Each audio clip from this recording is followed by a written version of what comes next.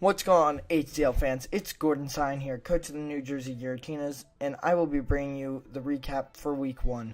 Unfortunately, I cannot be joined by my co-host, CogSentient, this week, so I will be going over everything you need to know about what happened Week 1 in the HDL. So we'll be going over battles, differentials, kills, standings, and basically just everything that happened in Week 1. So looking at the first battle here, we had the Toledo Temples versus the Valencia Venusaurs, Fish versus Collin, and Fish ended up bringing Alolan Muck, Ferrothorn, Jolteon, Mega Swampert, Pelipper, and Whimsicott, while Collin brought with him Blastoise, Charizard, Lucario, Mega Beedrill, Necrozma, and Venusaur. So, to start off the battle, Fish ended up leading Pelipper to get that U-turn momentum going, while Collin led Necrozma. Collin wanted to get momentum from the get-go by getting damage off. So we see Fish gets the U-turn that he wanted, while Collin sets up the Swords Dance. Now, that was for Photon Geyser, because if you don't know, Necrozma's new move basically turns into a physical move if its physical stat is higher than its special stat in attacking. So Collin sets up the Swords Dance turn 1. Fish ends up sending in Swampert and Megas it right away and uses Waterfall to get damage off on Necrozma. Fish, knowing Necrozma needs to be taken down because that thing could be a big threat late game. And Swampert does just under half, while Necrozma ends up doing about 70% of Swampert's health. So from here, Fish knows he can't keep Swampert in because Necrozma has leftovers, and Swampert, unless he gets a Waterfall flinch, will end up going down, and that's too much for Fish to lose this early in the game. So he sends in Ferrothorn, and expecting the Photon Geyser not to do too much, and it does about 40%. Now, I think it was a little more than Fish expected, but Fish is willing to stay in here because he knows he doesn't get 2-hit KO'd. So next turn, Collin ends up switching in Venusaur, while Fish clicks Gyro Ball, obviously to get damage off on whatever is in. And this is where things were a little confusing, because Collin switches in Venusaur here, but then the next turn he switches in Lucario. I'm not exactly sure why he switched in Venusaur there. Maybe he was expecting like a Leech Seed or something, and but it didn't really counter Ferrothorn in the sense that it could just do damage. So he ends up switching in Lucario next turn, and Ferrothorn just Gyro Balls again, another free hit. And so at this point, Fish knows I can't lose Ferrothorn to Lucario, so he switches in Jolteon, which ends up having a Focus Sash. So by getting close combat by Lucario, Jolteon still holds on with the Focus Sash. And at this point, Collin is looking to make a switch. He doesn't want Lucario to take damage, but that switch ends up being a misclick, and he ends up sending in Charizard on a Jolteon Thunderbolt, which ends up doing most of its health. So at that point, Collin just decides, look, I gotta sack off Charizard. And that's a huge turning point in this battle, because it was going back and forth with momentum, and Fish was taking a lot of damage on his Pokemon. But right there, Collin loses a Pokemon, and that's huge for Fish. So, Jolteon then gets revenge killed by Blastoise, who comes in and uses Fake Out. So now we're looking at a 5-5 battle. So then Mega Beedrill comes in, and Ferrothorn comes in, and so Fish stays in because he has done a damage calc, knowing at the health he's at, he can live a Drill Run, and that was a shock to Collin. So Ferrothorn lives on 4%, gets the Gyro Ball off, and kills Mega Beedrill. So now Collin is looking like he's in a bad situation, and it turns out that Muck ends up coming in for Fish and basically just destroying Collin's team. Now it does go down to Blastoise at the end when Blastoise is Collin's last mon, but Whimsicott comes in and gets the kill on Blastoise. So to finish this game off, Fish had 3 kills with Ferrothorn.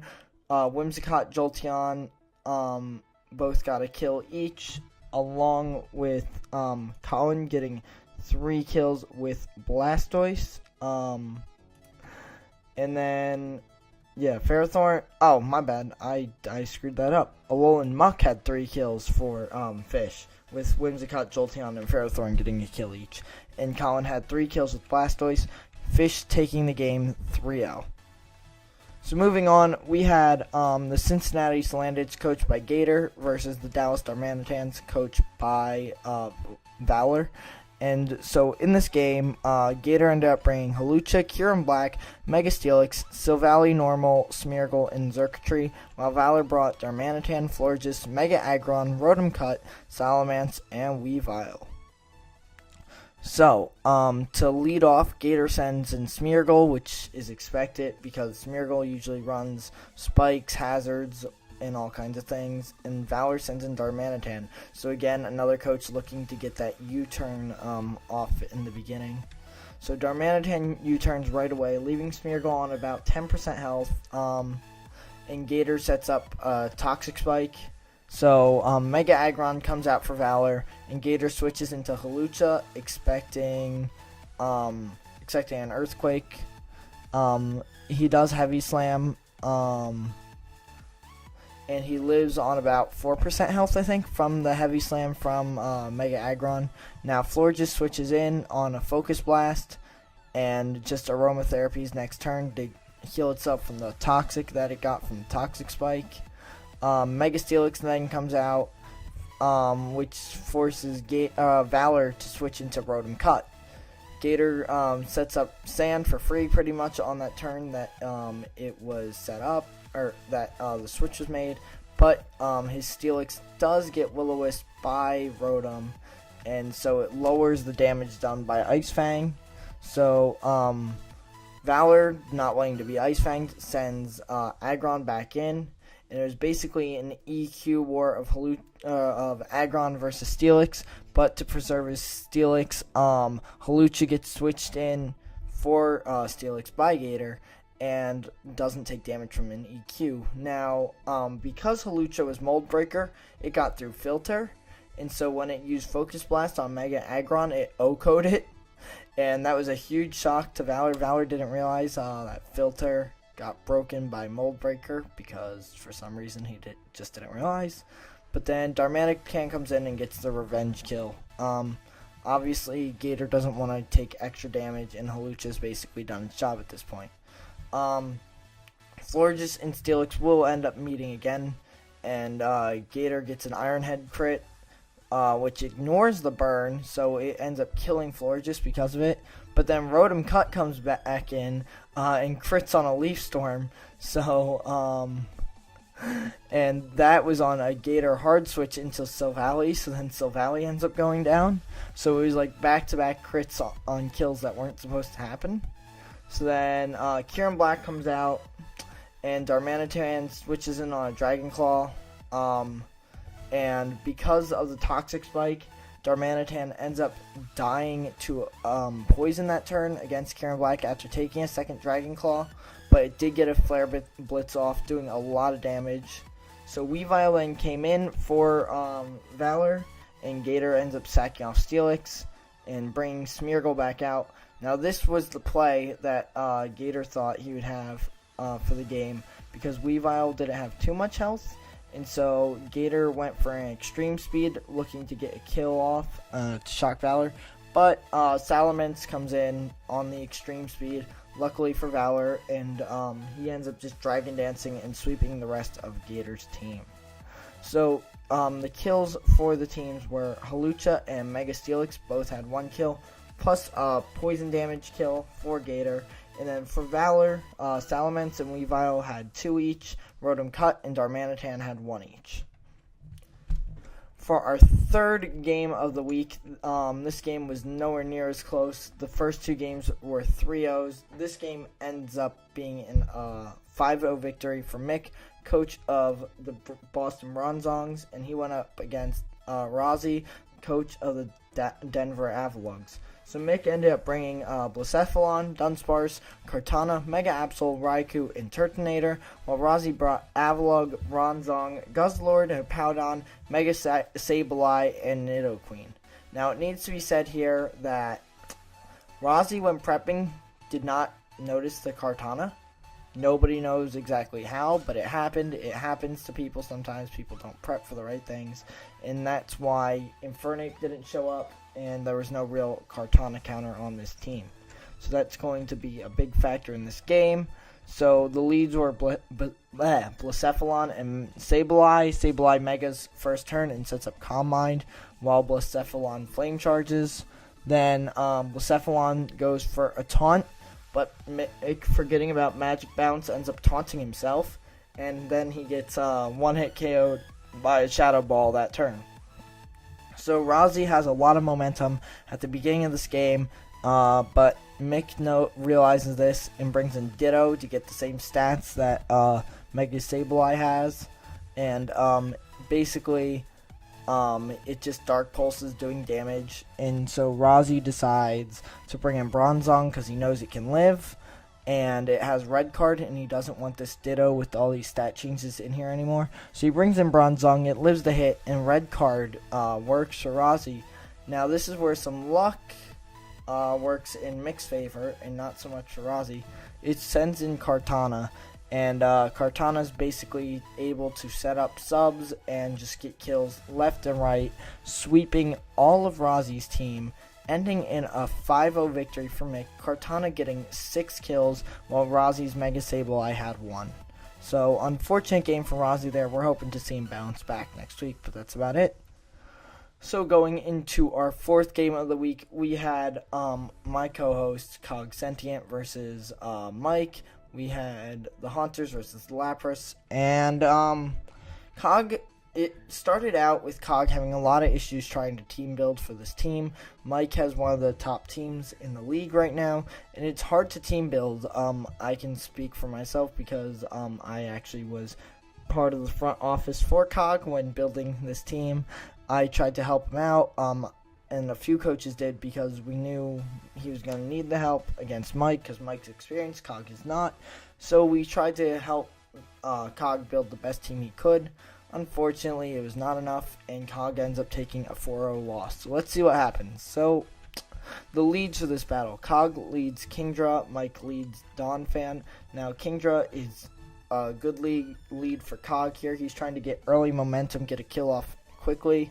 But Venusaur switches in on a Hydro Pump and does basically nothing to Venusaur. So Kingdra has to switch out. It switches out into Chansey, pretty much just trying to live anything that Mike has. But it gets lead seeded by Mega Venusaur, and Chansey then loses its Eviolite to knockoff.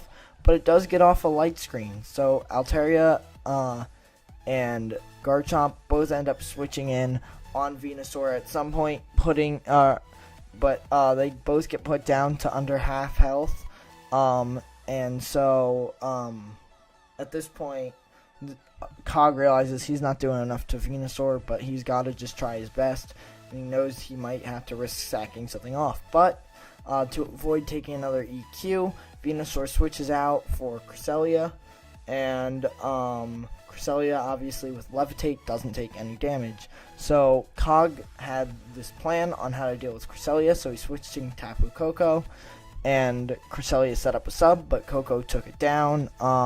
So next turn was the biggest turning point in this game for Cog, and then the turn back for Mike. Cog reveals he has Guardian of Alola, which does 75% health. However, Cresselia was holding a Citrus Berry and used Moonlight that same turn, basically getting Cresselia back up to full health, and that ruined Cog's whole plan, and that was eventually the point at which Cog realized it was pretty much over. So Koko U-turns out, and Decidueye comes out, and it ends up setting up Swords Dance, and next turn kills Venusaur with the Spirit Shackle. Swallow comes in and gets the revenge kill. And this is where another one of Cog's plans for momentum happens. He brings in Kingdra, and because it was Focus Sash, it lives a Facade on the Focus Sash and kills with Ice Beam. But Donphan ends up coming in, having Ice Shard and EQ, and it ends up getting 5 kills to sweep the rest of Cog's team. So for Cog, it was a 4-0 loss, but Decidueye and Kingdra had 1 kill each, and he did have some good plans and some good prep. It just wasn't enough for what Mike brought. Mike, on the other hand, had 5 kills with Donphan and 1 with Swellow. Moving into my game this week, I played against the Pittsburgh Aerodactyls, GolemGaming's team. And so I ended up bringing Electivire, Fortress, Haxorus, Heatran, Landorus I, and Sylveon, while Golem brought Arcanine, Barbaracle, Gallade, Mega Aerodactyl, Togekiss, and Zapdos. So I ended up leading with Fortress, knowing Golem's team was pretty much weak to rocks. I just wanted to get rocks up, standard lead. And Golem sends out Zapdos. So Zapdos Heat Waves trying to get off big damage on Fortress. However, I did run Aguav Berry along with Sturdy on Fortress, so it could set up rocks and then get out of there the next turn with enough health to eat up a hit later in the game. So I got the rocks up. I now switch into Heatran, hoping he just wants the Fortress dead. He doesn't want to deal with it anymore, and I get the Flash Fire. However, he does defog. I guess it would have been a good play to Gyro Ball there, but, you know, it happens. He does defog, and so Zapdos discharges and paralyzes Heatran, which didn't really end up mattering. And Heatran gets through and uses HP Ice. Now, I end up switching into Electivire to get the Motor Drive boost from the discharge, and I use Ice Punch to do damage, and I end up avoiding a Heat Wave. Now, after doing calcs, that Heat Wave miss didn't really matter too much. It would have changed how I would have played the game, but it wouldn't have killed. And because my Sylveon had Wish and Heal Bell, even if he got a burn, I would have been okay. So, at this point, Golem decides to sack off Zapdos to the Ice Punch, and he sends out Barbaracle. Now, I learned a lot from Mike about Golem's battling, and I learned that he likes to run Focus Sash and Shell Smash. So, because I'm Scarf Electivire, I decide to Ice Punch just to break the Sash, expecting a Shell Smash that turn, because I cannot let this thing get a kill on anything I have to counter it. So, to preserve Electivire, I end up sending in Fortress, but it doesn't live back-to-back EQs, so it can't get rocks up again, and it ends up going down. So, this is where I made my biggest mistake. My whole thought process was, I have Electivire with a Choice Scarf to outspeed Shell Smash Barbaracle. And somehow, at this point in the battle, I totally forget that. I send in Landorus because I see he's Earthquaking, and I'm like, maybe Earthquake's his attacking move. And so, send in Lando, and it gets one shot by Razor Shell. Biggest mistake in the game, by my part, for sure. So I then send Electivire back in, remembering the speed calc, feeling like an idiot. And Wild Charge kills Barbaracle because of the Choice Scarf, it outspeeds. Arcanine comes in, and I switch out Electivire for Heatran, which ends up getting a Flash Fire boost from the burn up. But Aerodactyl then switches in here, and I should have seen this coming. Now, I wanted to set up rocks, and the fact that he had Aerodactyl, Togekiss, and Arcanine left, and they all took damage from rocks. But in hindsight, I probably should have Flash Cannon because it would have one-shot Aerodactyl. It would have been a good prediction, but rocks still did damage. Now, I was expecting an EQ here from Aerodactyl, especially because Landorus was dead. He had no reason to do anything other than EQ. And so I stayed in because with the calcs I did, I lived with my Shuckaberry. However, because Golem had very good prep, he reveals he has Aqua Tail and kills Heatran.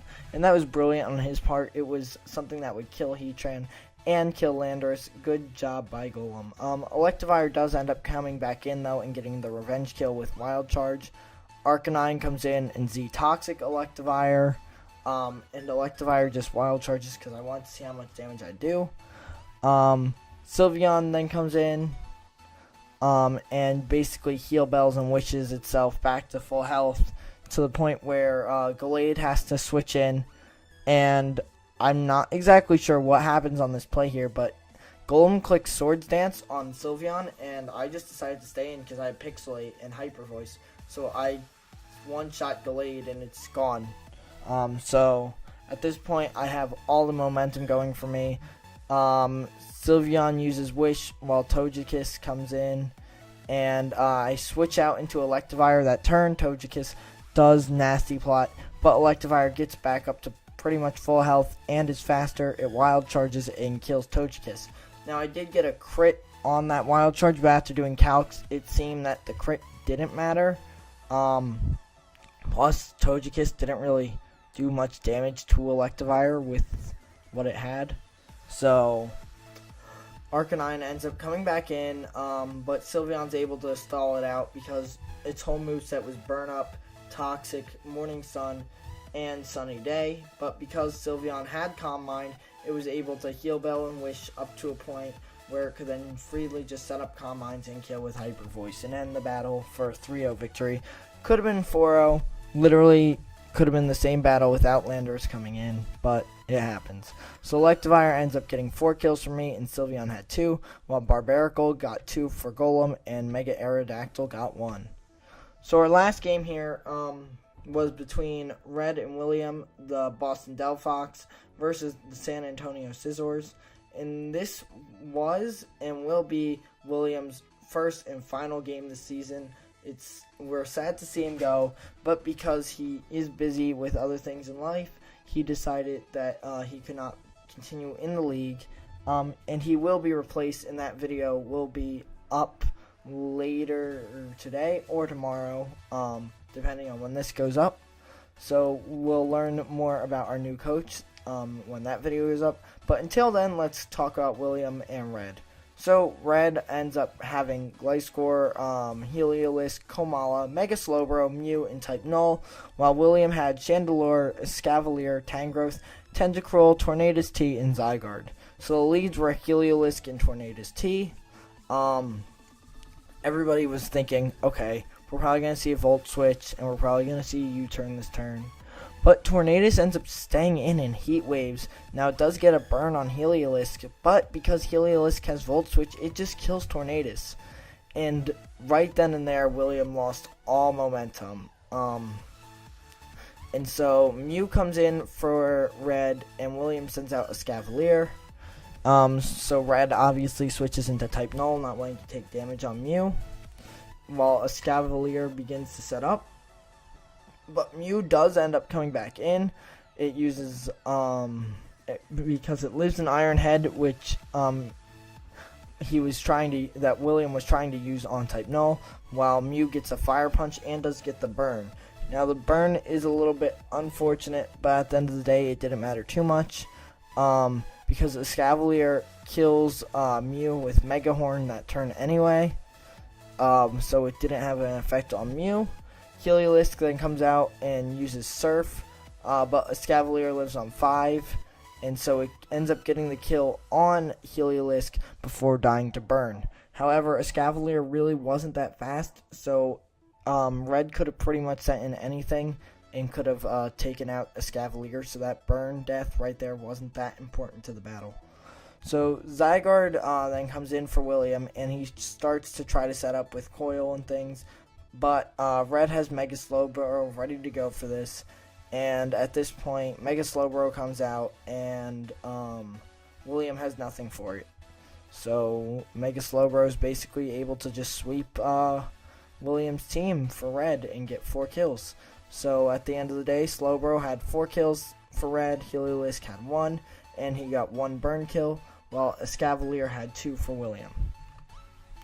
So those were all the games. Now moving into our standings. In the Melee division, we have Fish's Toledo Temples, and they are at 1-0. In the Akala division, the leader is the Boston Bronzongs, led by Coach EpicMic at 1-0 with a 5 differential. In the Ula division, there's 2 teams at 1-0, being Lapras and Giratinas, led by me and Mike. Mike is ahead of me right now because of a 1-point bonus differential. If I didn't let Landorus die, we'd be tied, but you know, it's how it goes. And then finally for the Pony division, we have the Boston Delphox and the Dallas Darmanitan, both with 1 win. And again, Red had 1 more point in the differential over Valor, so Valor will be ranked under him. Now, how it works is 6 teams will be going to the playoffs this season. So the top team from every division, and then the 2 teams with the best records. So right now it would be Fish, Tympoles, Mick's Bronzongs, Mike's Lapras, and Red's Delphox, along with my Giratinas and Valor's Darmanitans. Now, as you notice in the Melee division, we do not see the San Antonio Scizors. That's because they have been renamed to the Columbus Cubchews. Again, we will not reveal who the new coach is until the video tomorrow, but the Cubchews will be taking over for the Scizors this season. So, moving on from the standings, we'll move into our league leaders. And this week, Cartana gave itself a big advantage over everything else, getting 6 kills, not dying at all. So it had a perfect week for itself, and so it's in first place. In second place was Donphan, who ends up getting 5 kills and not dying once for Mike. And then finally we have a tie for third between my Electivire and Red's Mega Slowbro with 4 kills each, neither dying, so they have a 4 differential. We'll see how these Pokemon stand next week and see if we have some new league leaders or if these Pokemon will continue to lead the league in kills. And that's all we got. So that's everything that happened in week 1, everything you need to know. And now we're about to head into week 2. So look for the power rankings video coming out tomorrow. Look for the new coach announcement. We'll have a pick'em video going out. We'll be reviewing the best plays from week 1. And we will be covering the transactions that made changes for week 2. So expect to see all that this week at some point. And until then, I've been Gordon Sine, signing off.